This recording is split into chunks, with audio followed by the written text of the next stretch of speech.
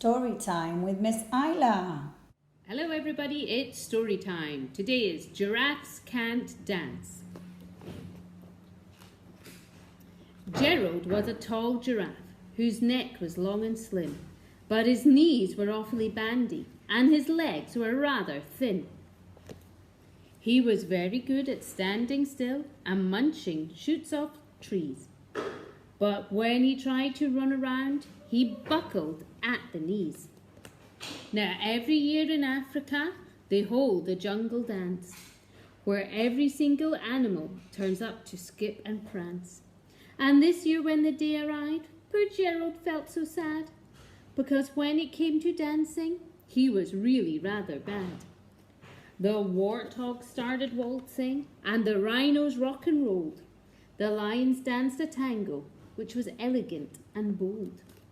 The chimps all did a cha-cha with a very Latin feel, and 8 baboons then teamed up for a splendid Scottish reel. Gerald swallowed bravely as he walked towards the floor, but the lions saw him coming, and they soon began to roar. "Hey, look at clumsy Gerald," the animals all laughed. "Giraffes can't dance, you silly fool. Oh, Gerald, don't be daft." Gerald simply froze up. He was rooted to the spot. "They're right," he thought. "I'm useless. Oh, I feel like such a clot." So he crept off from the dance floor and he started walking home. He'd never felt so sad before, so sad and so alone. Then he found a little clearing and he looked up at the sky. "The moon can be so beautiful," he whispered with a sigh. "Excuse me," puffed a cricket, who'd seen Gerald earlier on, "but sometimes when you're different, you need a different song. Listen to the swaying grass and listen to the trees. To me, the sweetest music is the branches in the breeze. So imagine that lovely moon is playing just for you. Everything makes music if you really want it to." With that, the cricket smiled and picked up his violin.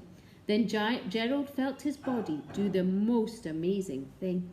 His hooves started shuffling, making circles on the ground. His neck was gently swaying and his tail was swishing round. He threw his arms out sideways and he swung them everywhere. Then he did a backward somersault and leapt up in the air. Gerald felt so wonderful. His mouth was open wide. "I'm dancing, yes, I'm dancing, I am dancing," Gerald cried. Then one by one each animal who'd been there at the dance arrived while Gerald boogied on and watched him quite entranced. They shouted, "It's a miracle, we must be in a dream. Gerald's the best dancer that we have ever seen." "How is it you can dance like that? Please, Gerald, tell us how."